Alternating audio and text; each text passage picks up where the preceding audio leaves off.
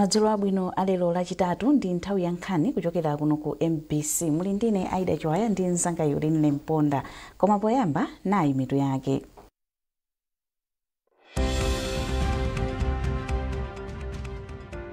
President Dr. Lazarus Chakwera wapempha mafumu a mchigawo cha kummawa kuti apitilize kulimbikitsa mtendere m'madera mwawo pamene dziko lino likukumbukirabe zowawa zomwe likudutsa. Wachiwiri kwa mtsogoleri wa dziko lino Dr. Michael Usi wapempha anthu ogwira ntchito mboma kuti adzigwira ntchito modzipereka pofuna kukwaniritsa masomphenya a Malawi 2063. Ndipo mu nkhani za masewero timu ya FCB Nyasa Big Bullets yasuntha pa mndandanda wa matimu mu mpikisano wa TNM kufika pa nambala 5 pomwe yagonjetsa timu ya Fomo ndi zigoli zitatu kwa adu.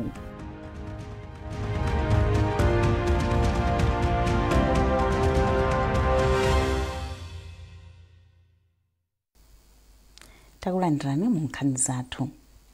President wa dziko lino Dr. Lazarus Chakwera wapempha mafumu a mchigawo cha kummawa kuti apitilize kulimbikitsa mtendere m'madera mwawo pamene dziko lino likukumbukirabe zowawa zomwe ladutsamo mwezi wangothawu. President Chakwera amayankhula ku nyumba ya chifumu ya Chikokobe ku Mangochi komwe mafumu motsogozedwa ndi Paramount Kawenga ya Ayawo anapita kukapepesa pa ngozi ya ndege yomwe inachitika mdziko muno mwezi watha. Devuma ali ndi ripoti. Mafumu ochokera mchigawo cha kummawa anapita ku nyumba ya chifumu ya Chikokobe ku Mangochi kukapepesa kwa president wa dziko lino Dr. Lazarus Chakwera pa ngozi ya ndege yomwe inachitika mdziko muno mwezi watha, komanso imfa ya mlangizi wa president pa nkhani za chinyamata Lucius Banda. Motsogozedwa ndi mfumu yaikulu ya Ayawo Paramount Kawenga, mafumuwa alimbikitsa president Chakwera kuti asataye mtima koma alimbikire kugwira ntchito zopititsa patsogolo dziko lino. Ndipo mmawu ake president Chakwera anapempha mafumuwo kuti alimbikitse mtendere m'madera mwawo poti Malawi ndi mmodzi. Munalankhula Paramount kuti Mulungu atitonthoze tonse. Sikutonthozeka kwa munthu mmodzi koma tonse titonthozeke. Ndipo ndizoonadi zimakhala ngati mzako okondedwa pa banja wapita kwa mfanana ndi kuti wakudula mwendo.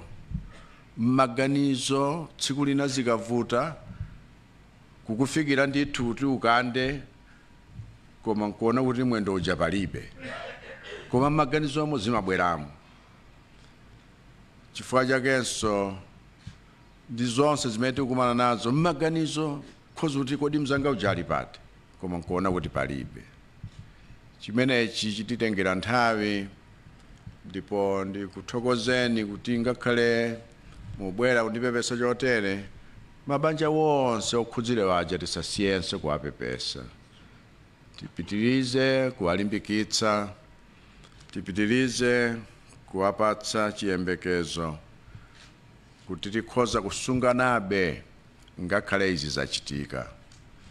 Chifukwa monga mwalankhulira Paramount,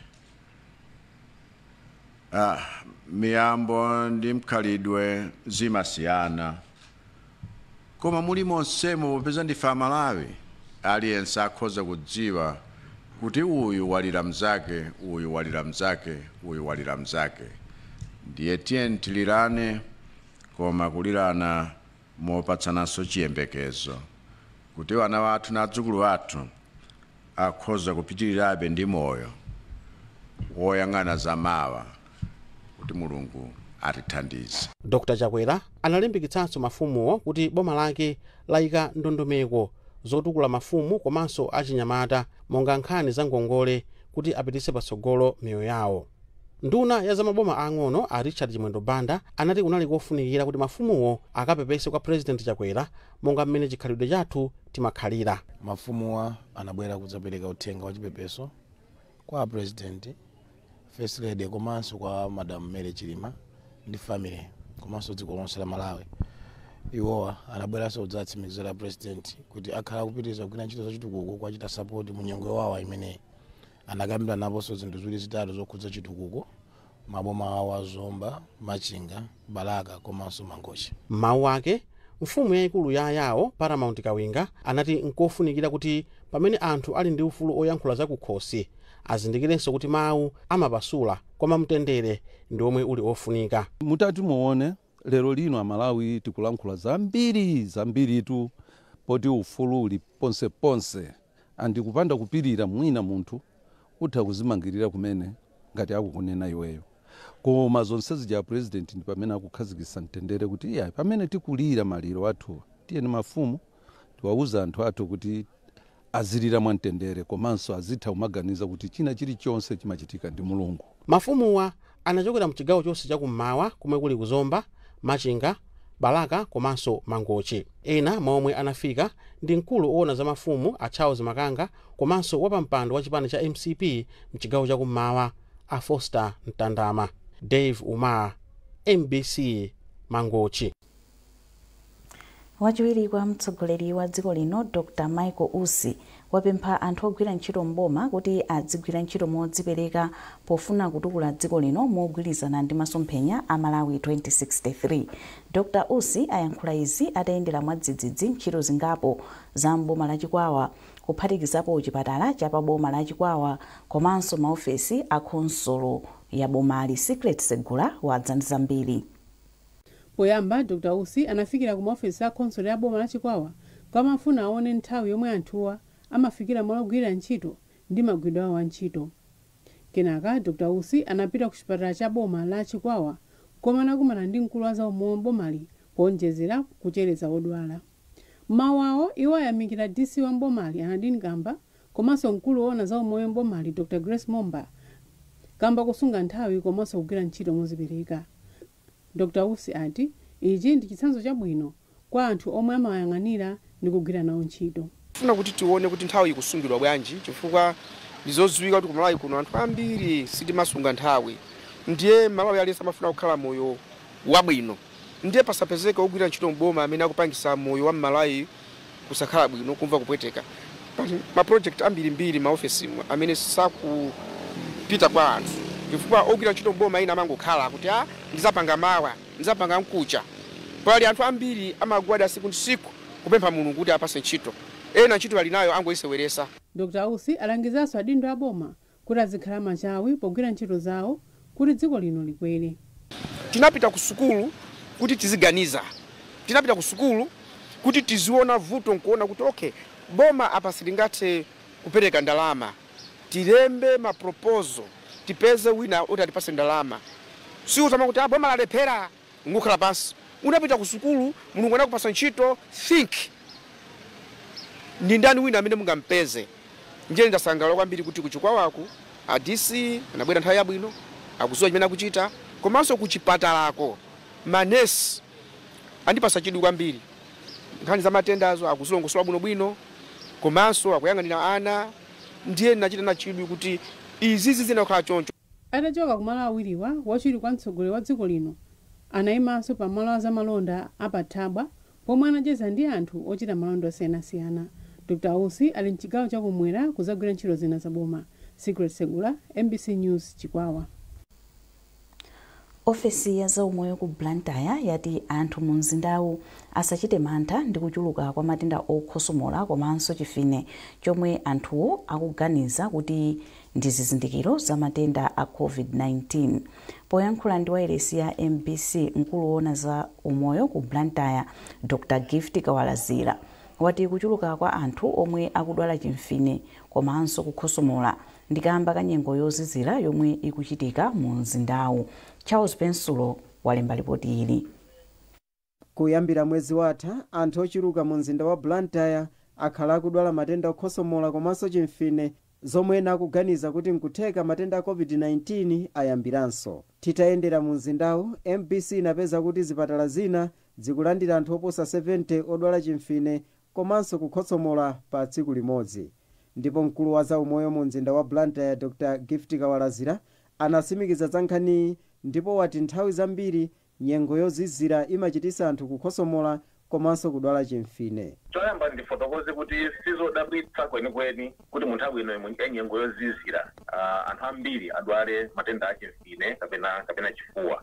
Ndi mmene zimakhalira chifukwa kuzizira kukabwera chonchi anthu nthawi zambiri amakhala mwampanipani komanso kusasegula mawindo kumakhala kosavuta zathu apatsirane matenda ngati amenewa achimfine kapena chifuwa. Komabe Dr. Kawalazira auza anthu mu mzindawu kuti azipita ku chipatala akayamba kuona zizindikirozi monga kukhosomola komanso kudwala chimfine. Kwabwera ndi chimfine ndi chifuwa ndi zizindikiro zina za COVID-19 tikawayeza kuona zabwino anthu awiri kuti apezeka matendawa pa health center. Ndiye nkuthekadi kuti enawa chimfine chimene akudwalachi chifukwa chimene akudwalachi ikhozokhala COVID-19. Koma palibe amene wadwala zakayakaya ofuna mpaka kumpanga admit chifukwa cha zimfine zimenezi kapena zifuwa zimenezi. Imene tingapemphe nchongoti kwanza athu ena amene mpaka na lero pana ndiye nawo katemera COVID-19 uja kofunikira ndithu abwere ku zipatala zathu kuti athandize mikatemera amene kuti athe kukhala otetezeka. Chimfine, kukhotsomola komanso kumva kupweteka kwa mutu ndi zina mwa zizindikiro za matenda a COVID-19. Zizindikirozi ndi zomwe anthu ambiri akumva zomwe zikudzetsa mantha pakati pawo kuti mwina matenda a COVID-19 ayambiranso. Charles Pensulo, MBC News, Blantyre. Mkulu woyendetsa ntchito za bungwe la Shaping Our Future Foundation SOFU Aloma Ntema ati bungwe lawo lipitiriza kuchita zakupsa posintha miyoyo ya amayi ndi atsikana mdziko muno. Antema amayankhula izi mdera la Senior Chief Chitukula ku Area 25 ku Lilongwe, komwe bungwe lawo lapereka makina wosokera komanso opangira makala ochokera ku Zinyalala ku gulu la amayi la Chisomo Women Group. Maiso Chikhadzula wadzandiza mbiri mu ripoti ili. Bungwe la Shaping Our Future Foundation ndi bungwe lomwe adayambitsa mayi wa dziko lino Madam Monica Chakwera. Malinga ndi mmodzi mwa akuluakulu a bungweli Aloma Ntema, ndi cholinga cha mayi wa dziko lino Madam Monica Chakwera kuti amayi akhale ndi kuthekera kudzera m'magawo osiyanasiyana ncholinga chodatsanza mokwanira pa chitukuko cha dziko lino. Antema ati nzosangalatsa kuona kuti amayi tsopano akwanitsa kuthandiza nawo komanso kuteteza chilengedwe. Iwo anati kudzera ku projekti akukwanitsa kuthandiza magulu amayi okwana anayi ndi ndalama padera yomwe achita zitukuko zosiyanasiyana. Pamene pa Antema ayamika gulu amayi la Chisomo Women lochokera ku Area 5 kwa mfumu yaikulu Chitukula boma Lilongwe kamba kochita zazikulu poteteza chilengedwe komanso kulimbikitsa ukhondo pakati pa atsikana omwe akupita ku sukulu. Kulimbikitsa amayi kuti alimbikitse anawo kuphunzira sukulu. Ndiye pambali pa sukulu tikalimbikitsanso amayi kuti azipanga mabizinesi ang'onoang'ono kuti akhoza mathandizaso ana awo. Ndiye lero tili kuno kwa Chitukula komanso tipitanso kwa Chiseka kupereka mashini oti azisokera masanitary pads komanso ma uniform kupereka kwa ana osowa. Koma azimayi awa wasazipanga business monga amene taonera kuno kuti kuli mashini opangira makala kuchokera mu Zinyalala.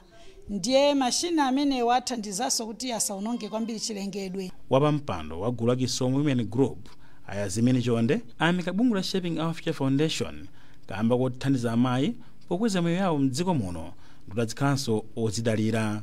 Achonde mwazina ayamika mayi wa dziko lino Madam Monica Chakwera kamba kuyika patsogolo amayi kuti azikhalanso ozidalira. Chitukuko chimenechi ifeyo chitithandiza kwambiri pa mabanja yathu monga chitukuko chosokera ndeti tikutha kumathandiza atsikana amene analibe kuthekera koma pita nthawi yonse ku sukulu pa mwezi amajombapo. Ndiponso tikuthandizanso osowa ma uniform ana amene sakutha kupita ku sukulu chifukwa cha uniform. Chitukuko chimenechi chitithandiza kuwafikira ana otero. Mmodzi mwa akuluakulu ku Lilongwe District Council Blessings Makilinga apempha amayiwa kuti apitirize kugwira ntchito limodzi ncholinga chotatha kusintha miyoyo yawo. Lilongwe District Council tinazilandira kwambiri ndipo project iyi ikukhuza madera osiyanasiyana. Makamaka maona nkhani zokhuza maphunziro ana pasakhale kusiyana pakati pa amuna ndi akazi imene timati gender komanso pali nkhani zokhuza kubweretsa chuma mabanja amene azimayi wakukhala. Komanso mukaonetsetsa bwinobwino anaphunzitsa sanangowapatsa zipangizo zimene zabwera tabereka leroli koma anaphunzitsa kamene angagwiritse ntchito. Ncholinga nena kuti iwo asofa atakhala kuti anyamuka apita ifenso ngati aboma tikwanitse kuwathandizira kuti chitukuko chipite patsogolo chisangothera bomba. Bungwe la Shaping Our Future Foundation lukhazikitsa ntchito yomwe ikwanitsa kuti amayi ndi abambo asamasiyane pa ntchito zawo ndipo adayikhazikitsa mwezi wa Septemba mchaka 2023 m'boma la Dowa ndipo akuyigwiranso m'boma la Lilongwe mcholinga chofuna kuthetsa nkhanza pakati pa mayi ndi ana ndi thandizo lochokera ku bungwe la amayi omwe ndi akazi atsogola mayiko osiyanasiyana amuno mu Africa la Organization of African First Ladies for Development OFLAD. Mayeso Chikhadzula, MBC Lilongwe.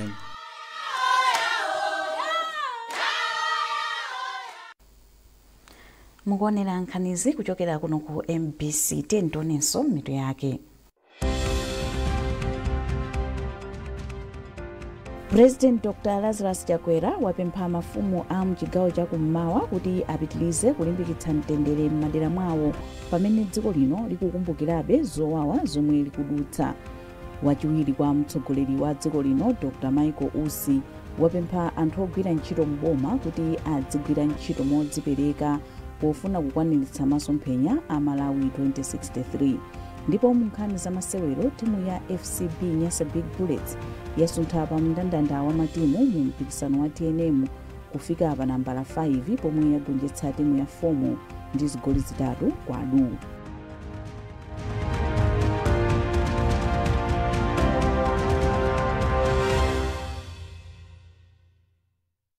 Wow, your roof timber trusses look amazing. What's your secret? I only use the best anti-termite products on my timber. I trust Sheldrite Anti-Termite to keep them looking pristine.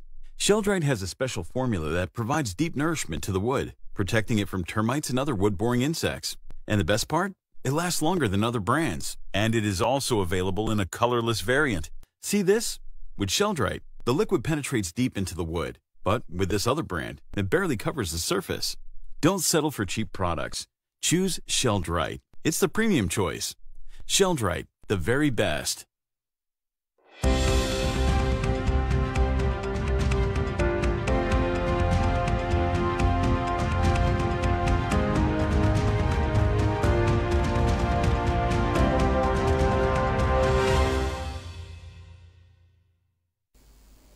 Takulandiranso mu nkhani zathu. Khoti la magistrate ku Lilongwe lipitiliza kumva mlandu wa a Prophet Bushiri ndi akazi awo lachinayi pa 18 July chaka chino. Mbali yoyimira a Bushiri pa mlanduwu ikuyembekezereka kupitiliza kufunsa mafunso mboni ya boma asibongere mzinyati a mdziko la South Africa. Zambiri mulipoti ili la Lonjezo Msodoka. Mlandu omwe bambo ndi mayi Bushiri akuwazenga unabweranso ku khoti lachitatu pomwe oyimirira Bushiri pa mlanduwu awopona Kita anapitiriza kufunsa mafunso mboni ya boma pa mlanduwu asibongere mzinyati omwe ndi ya mdziko la South Africa. Akita anauza mboniyi kuti ionetse zikalata 8 za umboni woonetsa kuti a Bushiri anawamanga maka pa nkhani yowaganizira kuti anagwiririra, koma mboniyi inaonetsa zikalata zitatu zokha. Kufikira apa Akita anauza mboniyi kuti iwerenge mokweza zikalata zina, koma malinga ndi Akita zikalatazi zikuonetsa kuti nkhani zomwe a Bushiri akuwaganizira kuti anagwiririra zinali zopeka chabe. Lero timakamba nkhani ya kugwiririra. Mwanga mnamvera muja pali pempho loti abwerere ku South Africa chifukwa choti anagwiririra azimayi okwana 8. Ndi lero timaonesa kuti umboni umenewo palibe chifukwa mwazimayi amene akuti anapanga pa complaints yo paliso ma statement osenza kuti anakachosa ma statement awo kuti sanagwiriridwe, anaumilizidwa ndi apolisi kuti alembe ma statement amenewo. Ndiye maifusa mboni kuti ndi mmene pali umboni wa withdraw statements kuti ndi mlandu mkhoza wapanga extradite okhakana kuti ngati pali zimene zizi ndi kuti palibe chifukwa choti tapangira extradite pokhuzana ndi mlandu wogwirira azimayi. Pa mlandu wonse amene mufuna tapange extradite pena kukhala warrant of arrest. Ndiye tinamfunsa witness kuti aponese ma warrant of arrest amene alipo angoonesa atatu. Pamene mu extradition docket mawo muli ma complainants 8. Ndisi tuzo kuti kodi warrant of arrest imene ndi yautiyo. Ndipo oyimira boma pa mlanduwu adziko ndi anthu malunda wati zikalata zina zinachotsedwa pa mlanduwu ndipo izi zinachitikira ku dziko la South Africa. Iwo ati ngakhale kuti zikalatazi zagwiritsidwa ntchito mdziko muno pa mlanduwu zomwe akuti sizimayenera kutero, iwo apitirizabe mlanduwu. Maganizo athu ndikuti nkhani zimenezo sizikutikhuza kwenikweni pa stage imene tili. Nkhani zimenezo zokuti mina ena anasintha zokamba ndi nkhani zimene zingakambidwe ku bwalo limene lingazenge nkhani iyi mu dziko la South Africa Bushiri atakhala kuti bwalo la kuno ku Malawi lagamula kuti akayankhe milandu imeneyi mu dziko la South Africa. Kufikira apa mlanduwu ubwereranso ku bwalo la milandu lachinayi. Malinga ndi Akita akuyembekezeleka kumaliza kufunsa mafunso asibongile Mzinyathi tsiku lomwelo kuti apereke mpata kumbali ya boma kuti nawo adzafunse mafunso. Ndipo mbali ya boma yati tsiku limodzi lidzakhala lokwanira kuti iwo adzafunse mafunso mboni ya ku South Africa iyi. Lonjezo Sodoka, MBC, Lilongwe. Boma lati kutsekulira kwa malo ogwirira mu ntchito pa chipata cholowa ndi kutuluka m'boma la Mwanza kukweza chuma cha dziko lino komanso ntchito za malonda pakati pa anthu a maiko a Malawi ndi Mozambique. Nduna ya za malonda a Sosten Gwengwe amalankhula ku Mwanza pomwe amatsekulira malowo.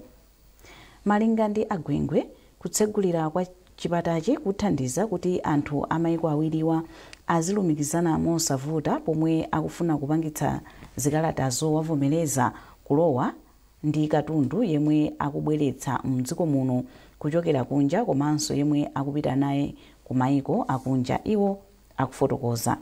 So ife ndi unduna oonetsetsa kuti ochita malonda sakumatenga nthawi yambiri pa boda, iwo azitenga nthawi yambiri kogulisa malonda awo osati pa boda yayi. Nchifukwa chake tikuyesera njira zosiyanasiyana kuti katundu komanso anthu asamachedwe pa boda, ndipo imodzi mwa njira zimene boma latsata ndi ma one stop border post kuti munthu akayima saidi ya Malawi asayimeso saidi ya Mozambique. Ngati wayima saidi ya Mozambique asayimeso saidi ya Malawi. Chimodzimodzi zimene tinapangira ku Zambia, ku Nchinji, komanso mmene apangira pa Dedza, komanso ndi mmene tikufuna kupangira ku Songwe komanso kumuloza. Izi zathandiza ochita malonda kuti asamachedwe akamalowetsa kapena kutulutsa katundu wawo m'maboda athu. Koma ifeyo ngati facilitator ku ministry yathu ya zamalonda mafactory tubweretsanso ndondomeko ina yenyowani imene timayitchula muchizungu kuti national single window, imene onse ochita malonda kaya kutulutsa katundu kunja kaya kulowetsa katundu mdziko muno angathe kupita pa kompyuta nkulowetsa ma documents onse nkupanga malipiro onse ofunikira kuti akabwera pa boda azingoonetsa mapepala awo nkuchita clear katundu wawo osati mwinaso mmene zikukhalira pano. Zonsezo kufuna kuti pa boda pasamakhale congestion, ochita malonda asamakhalitse pa boda azikakhalitsa kumisika kumene iwo amapangirako ndrama. Wachiwiri kwa mkulu oyendetsa bungwe la Malawi Revenue Authority a Henry Ngutwa ati kutsekulirako kuchepetsa nthawi yomwe anthu amaononga popangitsa zikalata za malonda akafika ndi katundu pa chipatachi, chifukwa ogwira ntchito ku nthambi zosiyanasiyana tsopano adzikhala malo amodzi. Zithandiza ntchito zathu kuti mabungwe amenewa, mabungwe 5 amene anatsala kuti ndi mabungwe amene aziyimira ntchito za boma pa boda, ayambe kugwira ntchito mogwirizana komanso mwachangu, komanso kuti ngati pali zitopotopo zina zimene zimachedwetsa kagwiridwe ka ntchito zimenezozo zikhala kuti tizikonza limodzi nkupezanso ma solution limodzi kuti ntchito ziyambe kuyenda bwino.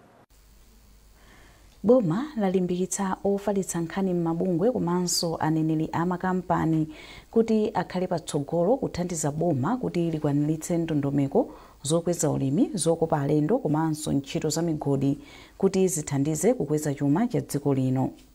Nduna ya zokopa alendo Avera Kantukule ati Amalawi akuyenera kuchepetsa kufalitsa nkhani zonyazitsa dziko lawo, m'malo mwake azikamba zabwino zomwe zingakope anthu kudzaona malo osiyanasiyana mdziko muno.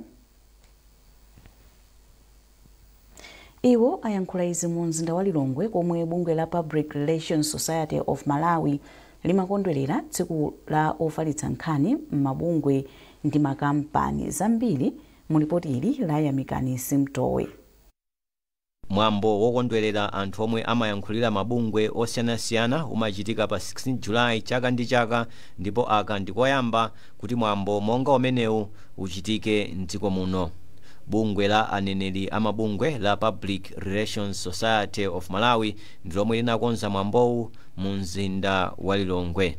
mawu ake nduna ya zokopa alendo Avera Kantukule yati anthu achepetse mchitidwe wofalitsa nkhani zonyazitsa dziko lino, m'malo mwake azifalitsa nkhani zomwe zikhoza kukopa alendo kuti adzibwera kudzaona malo osiyanasiyana mdziko muno.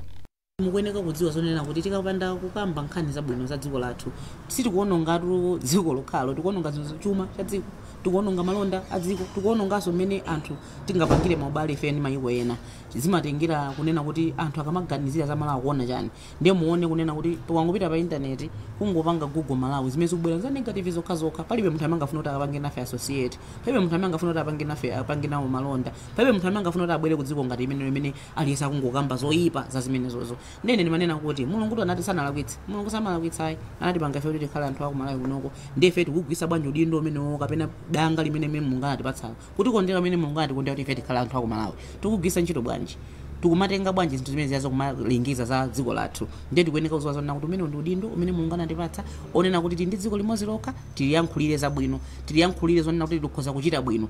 Mtsogoleri wa bungwe la Public Relations Society of Malawi ndi a Benson Linje.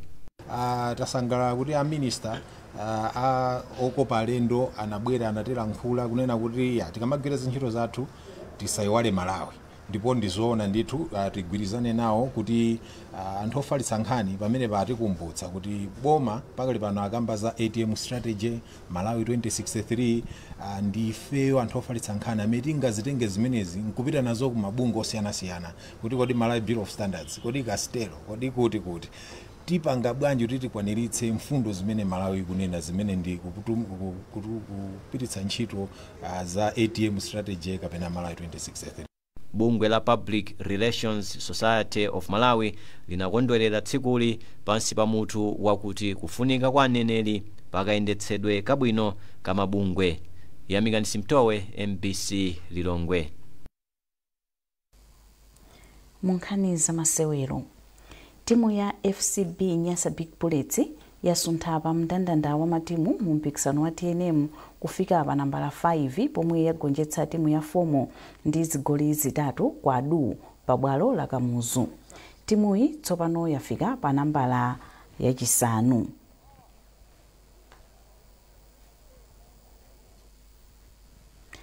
Ndipo pomaliza nkhanizi nayinso mitu yake.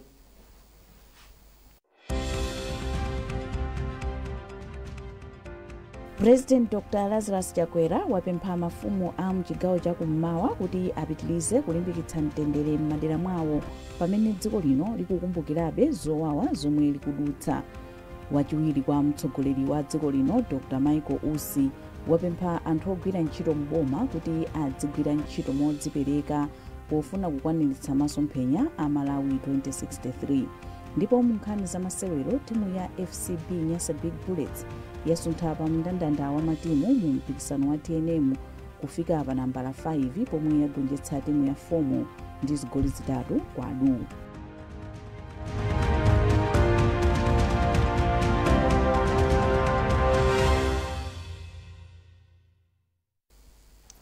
Pezani zambiri pa mbc.mw, MBC Digital, tsamba la Facebook, Instagram ndi X. Mnali ndine Aida Chiwaya ndi nzanga Yoline Mponda, mwakoma nonse.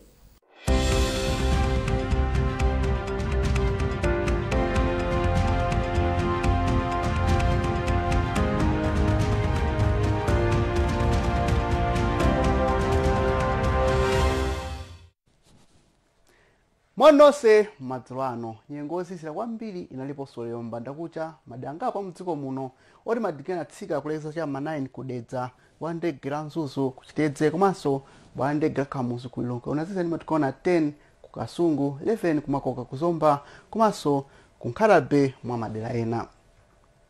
Nyengo tentha komanso ya dzuwa tembize mawa masana madambiri komanso zakhala kwa changululu ndithu ndipo siku uno ndi mabanda kucha mawa kuzasizira kwambiri madaso ochuluka. Izikhe imwe fa mdziko muno mfika mphepo kumazula pa nyontho ochepa kumayika mu nyanja ya India fika madambira kuno kwathu kulisa madambiri kuzikhala kwa mitambo komabe usiku ni mabanda kucha kuzira ndithu pamene masana kusikhala kwa dzuwa nyengo tentha. Olusiku uno madambiri okhala opanda mitambo komanso kuzira madayika kumpoto pakati komanso kumwera kwa dziko lino. kuziza uzakhala fika wachimake mawa madiki utsewambiro cha ma 10 kunzuzu kulumphi kasungu kunchinji kulonge kuzazani matikuona 15 madambiri amphere mwa nyanja 17 kuchikwawa ndi kunsanje. Nyengo adzuwa ikuyembezeka mawa madera ochuluka haikacha kumpoto phere mwa nyanja chikocha pakati komanso kumwera kwa dziko lino kuzatentha mawa chakumasana kwambiri kwa Ngabu ndi kunsanje limatikuona 32 kuzatentha limatikuona 30 madambiri amphere mwa nyanja monga kumangochi kusalima kukhotakota kulikoma komanso khalonga komabe ingofunda pang'ono yombezeka kunzuzu ndi kulumphi limatikuona 23.